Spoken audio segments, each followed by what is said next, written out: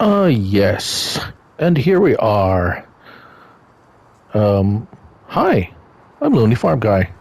We are here, and a funny thing happened. A gentleman in a Rolls Royce pulled up and said, "Pardon me, do you have any gray Poupon?" And I said, "No, not yet, but I will soon. We have two large fields of mustard to harvest." Yeah. So it's 27 degrees. We're good to go. We actually got off our millet field 48,590 liters, which is pretty good, if you ask me. I'll take it. We do have to wait till winter or so before we could get the best price, but our funds are still good. And like I say, we got all this mustard. So let's get to it.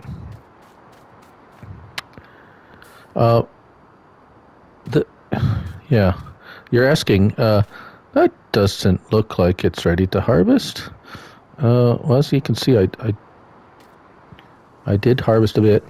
Oh, now it needs lime. Darn it. Yeah, it says ready to harvest. I never even got to see the yellow flowers blooming, but oh well, I guess that's the way it is. I don't know. Like I said, this is first time planting mustard here in the beautiful sprawling countryside of New Zealand. And away we go. Can we do a straw swath? And why would I want to do a straw swath, you would ask? I don't know. I would. Why do I even ask? I don't know. I can't get rid of the straw I have. Anyways, unless of course. Oh wow.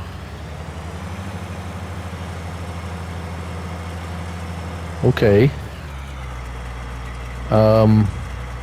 We're gonna get a lot of mustard off of this field. Okay. I can't even make a full pass. Hooty-dooty-doo. Okay, well, let's hop in the trusty, dusty little orange beastie here. Because he's a bit faster than Mr. Lizard. Half a pass? Oh dear.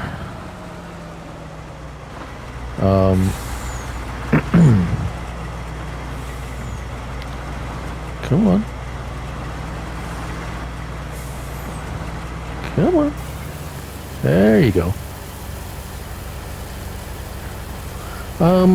Yeah, this is gonna take a bit. Good thing I moved up to a larger harvester than last time. I would have been like unloading like 3 times halfway down, like per pass instead of like 2. Although the header I'm using is twice the size of the other one, but still, wowzers. I'm gonna be able to make a whole lot of mustard. Oh, I'm not even gonna make it to the end of the road again, the row again, and we got another 8,800 liters. My.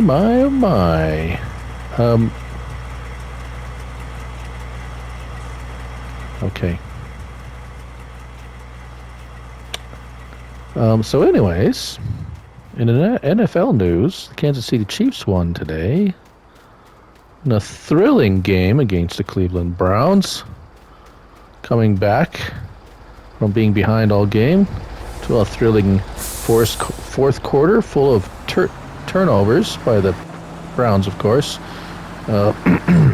Fumbles, interceptions, and the like to basically melt down and allow the Chiefs to win the game. Not that the Chiefs didn't play well, it's just the Browns were playing very well until they weren't. And it allowed Kansas City to do what they do. Yeah, so there you go. They have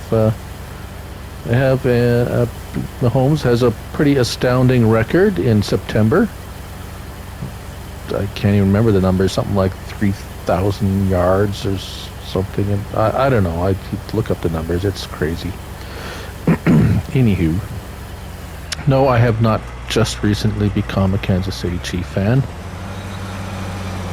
I may have mentioned it in a previous episode, but I have been a follower of the Kansas City Chiefs since 1991, when I went down there to see an exhibition game, and I fell in love with them, and I have been a fan ever since. So it has been a while. Last year was tough. I'm not a I never have been a Brady fan. I'm not a Brady fan. There are some Brady fans out there. He has an impressive record as a quarterback. There is no doubt. Yeah, but anyways, not this year, I don't think. Anywho, how? Yeah, so I'm sure there's quite a number of NFL football type fans, and not football, but American football. And even though I hail from the Great White North of Canada, yes, I am an NFL fan. Also a ice hockey fan. It is pretty much mandatory as a Canadian to like hockey at some level.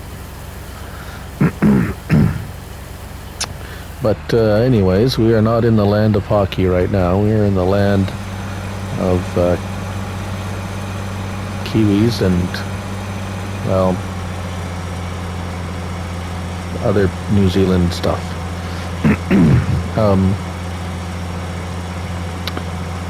Yeah, so this is going to be, this is going to take me a little while. I have to unload like 3 times every time on one pass. This is going to take a while. Yeah, so I'm just going to work away at this, and I'm going to catch you in a bit, because this is, it's just going to be a lot of stopping and getting my vehicle and stuff. So, anyways, toodaloo, I will see you in a little bit after I plug away at this. Yeah, okay. Be right back.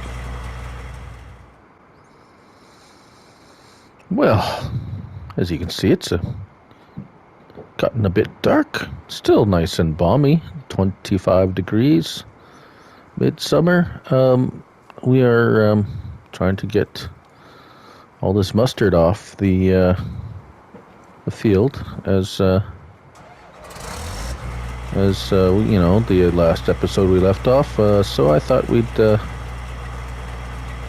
you know, just finish her off here with. We gotta lower that down. Otherwise, we're not gonna pick up any crop. So yeah, we've been getting scads of a lot of crop. Mustard is very prolific growing here. As you can see, I'm nearly full already. as you can see, there's been some withering. That's why I'm kind of working through the night here, as farmers often do, to get the crop off the field. And I've been just slowly moving these vehicles up closer and closer and driving to them instead of going back and forth in the vehicles. It's just faster that way. Get into that guy, start it up, got the lights on. It's nice that the previous owner added some extra lights on the top, brighten it up a little bit. But yeah, we are continuing to. We're almost done. I mean, we got this little bit left here. It shouldn't take too long, and then we get ready for fall. So I've been in contact with a friend of mine out in North America, in the great state of Iowa, I believe. Mr. CBW, the fine gentleman who runs CBW Farms out there, and he was. I was lamenting to him about my bale problem, my straw bale problem, where I'm not seeing any listing for bales, and he thought maybe it was just loose hay that they didn't want, and they still would take bales, which of course I guess I didn't ask that question when I went to when I was talking to the locals. So I think what I'm going to do is try to figure out somehow to grab a bale or two and just take it in to the various. There's a bale. Let's see here. There's who takes Kiwi bale sales. Now they're listing $0 for, but that could be loose straw, because I do have loose straw that I couldn't bale up. But maybe they'll buy a bale. So we're going to try that out later. But for now, we got to get this mustard off the field so they can go and make some Grey Poupon or whatever else other than mustard that they make with mustard. Mustard oil. I'm sure they make mustard oil. Yeah. But here we go. I'm harvesting this mustard that does not look ripe to me, but is harvestable, and I'm getting a whole lot of mustard off of it. So, it's anyway. Wow. See what I mean? I just get going, and it's full already. This is so far. Shall we take a look at how much mustard I have? 798,000 liters. We'll probably hit 1 million liters off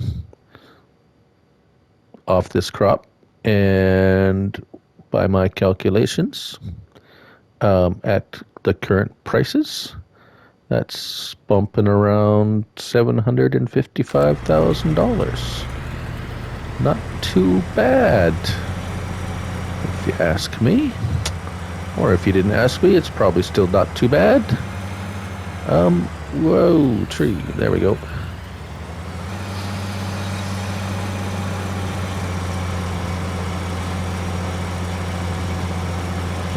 Yeah, so, and then, yes, of course, mustard is,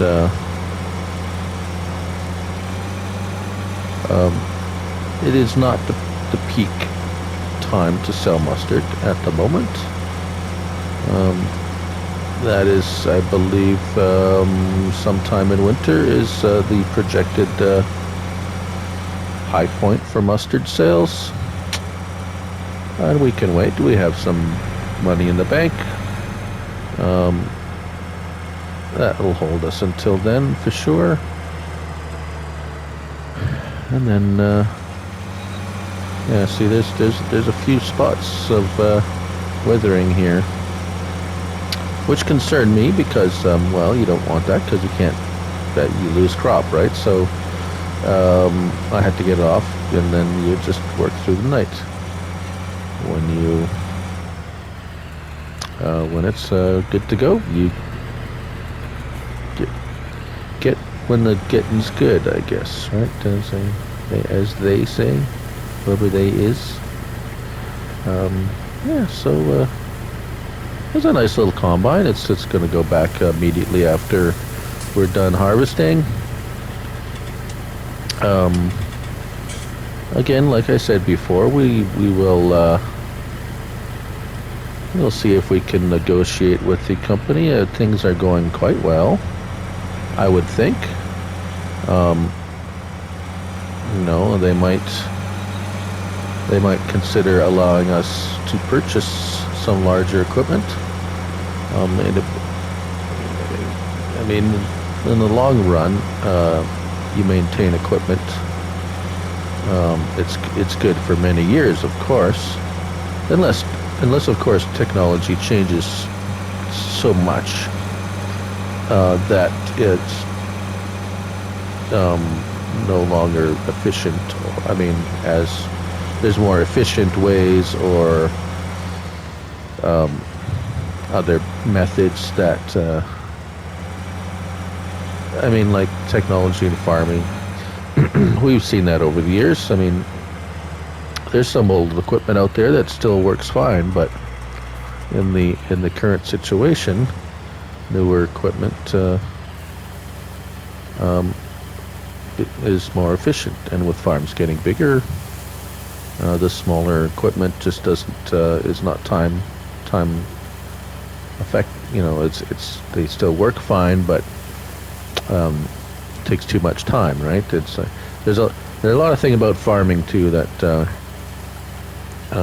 is very time sensitive. Obviously, a lot of things, you know, you're waiting for the right conditions to harvest, and sometimes your harvesting window is very small due to a lot of factors, and weather is being one of them, of course. But crop, I mean, after a crop ripens, there's a certain window of time to harvest that crop without starting to either lose volume or quality of whatever crop it is, and it differs. Differs between crops, of course. So yeah, lots of variables. Of which I am just superficially knowledgeable about, or aware even. Yeah, so we're getting this done. I don't often work at night. You know, I prefer light. Generally, sunlight is my preferred method of light. However, in situations like this combine and of this particular model has decent lighting. It is not. Some of them are. Well, some of them I wouldn't drive around in my backyard. The lighting is so poor on them, but this one's pretty good.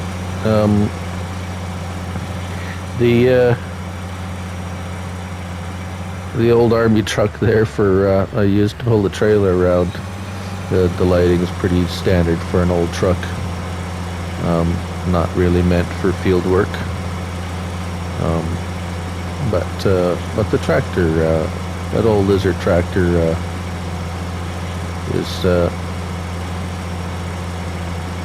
is fairly well lit. I can't really complain. I mean, there's obviously some tractors that that have much much better lighting, but of course they cost $300,000 more than this one. So yeah, just take a look at our map. You can see that. Let's see here, growth. Yeah, so we're almost done. Those are the little spots you see, are the little withered crop there. They're not too bad. We didn't lose too much. We'll be okay. Like I said, we should. Looking at the projected prices for mustard. Where did we leave off here?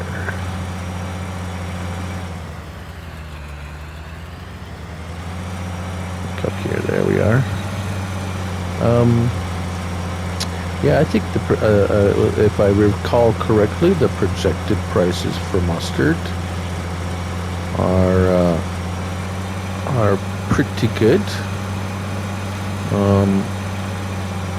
If we take a quick look at our price projection. Oh, excuse me. Let's see here. Mustard, yes. Yeah, I mean, we could get close to $1,100 in early winter.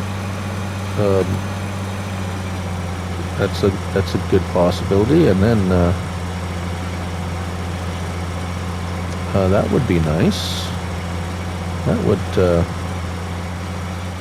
would go a long way for some. Perhaps then they would consider letting us buy a harvester. Although, I mean, if we look again at our vehicle leasing, it's only $50,000, but $50,000 a year.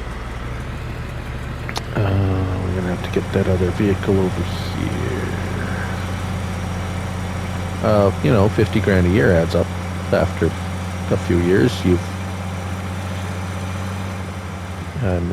spent enough to buy a new vehicle, right? So, yeah, we'll see how it goes. I mean, if we're making a pile of money, I'm sure they're going to they will reconsider that the equipment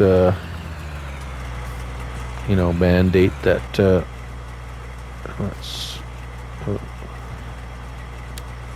there we go. We gotta go find our other vehicle. Where'd it go? It's way over here. Here, trucky. Oh boy, where did we put it?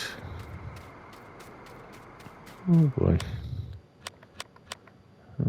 We're right beside it. There it is. Should have left the lights on there. Okay. Let's get her up over there and finish this field off, and then maybe tomorrow we'll see about figuring out a way to get a bale or two to some of those places that buy bales, and see if we can't sell one or not. That would be nice. Be a little better solution than building a biogas plant just to sell our straw.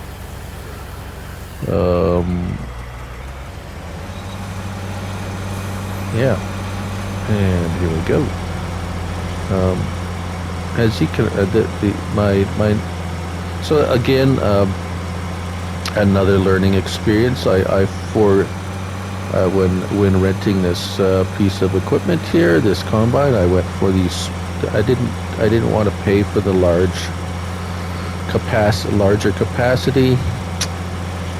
But then again, but I wasn't aware of the massive yield I was going to get. So I think for sure next time I will be looking at larger hopper size if available on the next either purchase or rental. There are a few out there with pretty large capacities. So again, something to think about for next year.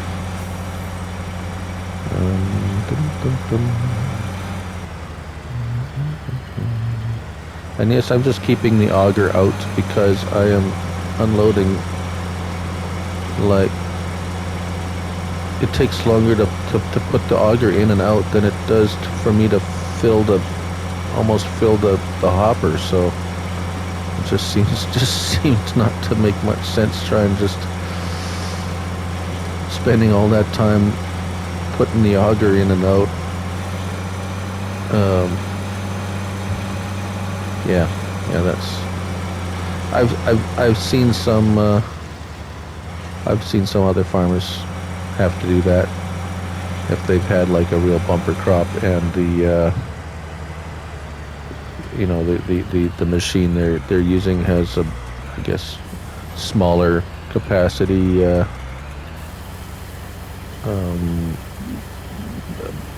hopper size. It actually takes me longer to unload it than it does take me to fill it. That's bizarre.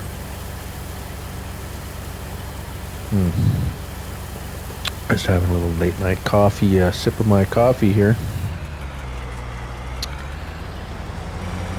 Yes, and I do try to keep abreast, as one would say, keep abreast of the news, the local news, the national news, especially when it concerns agricultural. Well, of course, the weather, right? I mean, if you're a farmer, you're always got an eye on the weather, or two eyes for that matter, as it really affects. I mean, we actually had some rain come through, and it kind of delayed delayed the harvest a bit for about half a day or so. That's why we're harvesting in the dark here. We lost about 6 or 8 hours. I mean, and then it even stopped, but then the crop's too wet, right? You can't harvest with a wet crop. So fortunately, it dried up, and we're still able to harvest here through the night. It's dry enough. Sometimes you get that. Sometimes it says it's still, the ground's 20 degrees, the air temp's 25. We're pretty good. You get that cool air at night, and you get that, the dew, and then it's wet, and then you can't harvest either. So we're trying to do that before the morning dew hits the crop there and makes it too wet to harvest. So we're almost done here, actually. Anyway, so I try to keep an ear or an eye on the news. You got newspaper, we got the radio here, radio on the combine here. You can listen to the agricultural report. I mean, we got a little bit of TV. The reception's not too good in the old trailer there. But you go down to the local pub or restaurant. I have a TV set up there. You can grab some lunch and catch up on the news. Or in the evening, you want to go grab some dinner. And so it's good to. I mean, things change. I mean, policies change. you say you keep an eye on the prices. You know that if there's, I mean, a lot of stuff could happen, right? A certain part of the country could have had bad weather and whatever, or a bad year, and lost a lot of crop. And say we've done quite well here. That could mean good grain prices for us later on in the year, or maybe everybody's had a really good year and everyone's got mustard coming out of their ears like we do, and price drops, right? I mean, it's just too much of it around. It's too plentiful, so you're not going to get top dollar for it. So, I mean, it's always good to keep your eye or ear or whatsoever, you know, keep abreast of the situation, and yeah.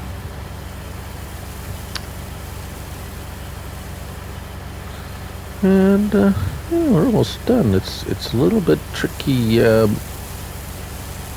emptying out that auger wagon on our farm silo there, as it doesn't seem to quite like, they don't play well together. You know how you get that note in school from, I don't know how old you are, but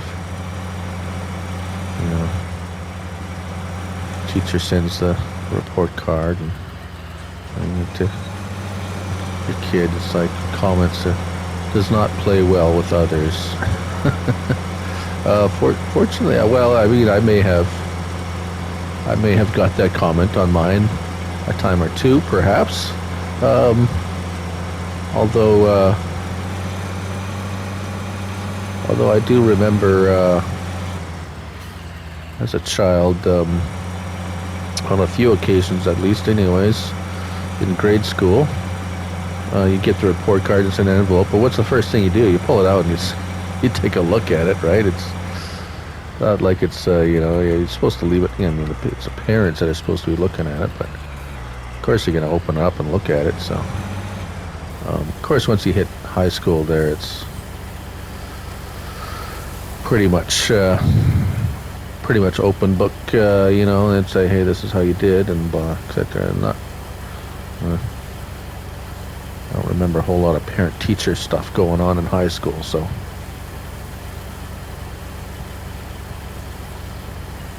Yeah, not when my kid went to high school. There was no parent. I mean, you went and you know, went to see the school and the class, or what kind of classes they were taking, or so forth. But where are we going here? We're going around in circles here.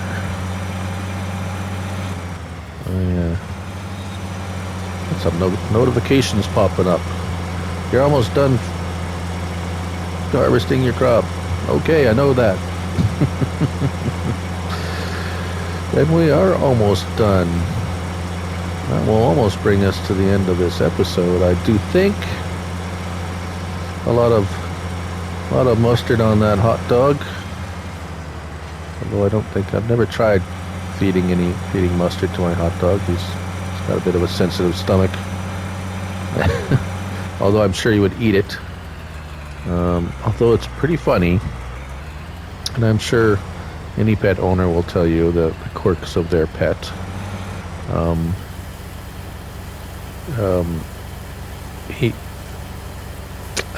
So we make popcorn sometimes. I mean, it's with air popper, and you always put margarine or butter or whatever on it, and it's inevitable that the odd kernel of popcorn will land upon the floor. And so I think the first few he ate up. The first few times that one happened to fall upon the ground, but then he got a taste of buttered popcorn, and now he won't He won't eat the ones that don't have any butter on them. Oh, it's funny. We growing up, my sister got a dog. And I wasn't. It was a terrier, and I wasn't. Oh, and we're full everywhere. All right. Yes. So my sister got a little terrier. Of course, it was a Cairn Terrier, if you're familiar with the breed. But as far as I'm concerned, terriers are terriers. Terrors, more like it. Friendly enough dog, but just kind of ornery, I guess. And kind of, they don't have very nice fur. But anyways, where are we? That's just the way we go. Yeah, and so she used to feed him a slice of toast in the morning, and oh yeah, I love that, a piece of toast, right? And then I don't know, for whatever reason, she put some butter on it one time, and from then on, she wouldn't eat it unless there was butter on it. Oh boy. I mean, thinking back, I mean, bread is not. I mean, dogs will eat anything, right? But bread is almost barely good for us. Never mind animals. Anyways, that's my funny little story. Yeah, we're just. What else we got? That the other one's full, and 90,000 liters in the auger wagon. We'll probably get another 20,000 liters or so. We got 8,800 in the hopper there. And so that should, like I said, if we take a look at our silo contents, 907, so almost, yeah, we'll end up with, well, we'll end up just shy of 1 million liters by my fairly bad and rusty and terrible calculations. Come on, that's forward, that's reverse. There we go. And we'll let you watch me finish up this last little bit here, and then we'll wrap up this episode. I hope you enjoyed it. I did a lot of harvesting mustard, a lot of dumping into trailers. But this is going to mean a very prosperous year for us. This second year of operation, I'm quite happy. I'm sure the company is going to be quite happy to see the numbers. I mean, they're going to get a report to see our harvest for sure. I'm sure that will give us a few gold stars on the old calendar, on the old report card, as it were. And we're gonna fill up again. Wow.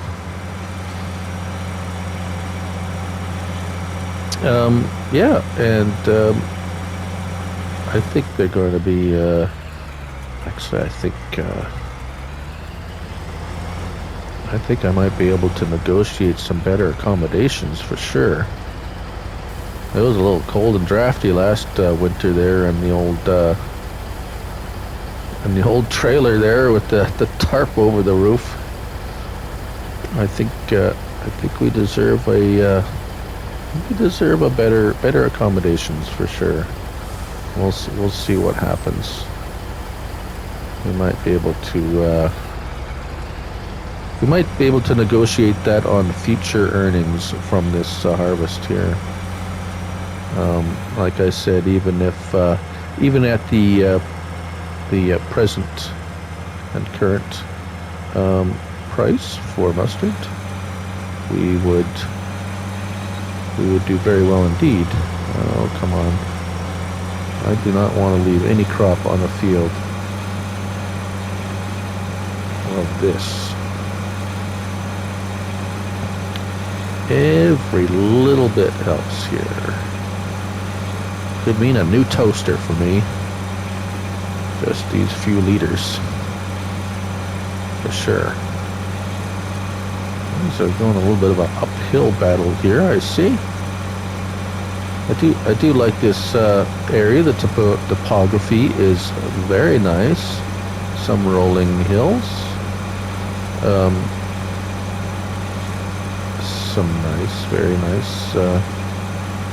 New Zealand does look, at least this part of it. I don't know much. Like as I said before, I do not know a whole lot about New Zealand. I'm learning. And if I learn something new, I will likely talk about it. But anyways, let's shut that down here, and let's get that in there, and that'll about do it. There we go. We're done. Yeah, that's it for another harvest season. We have a little bit of summer left. Yeah, like I say, next episode we're going to go see if we can sell some bales. I don't know. We'll try.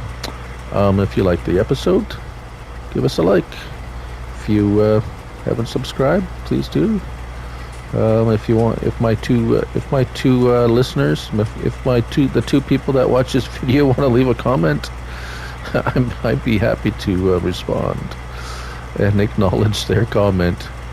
Until next time, I'm a Looney Farm Guy, and remember, it's a game. Have some fun. Anywho, till next time, bye for now.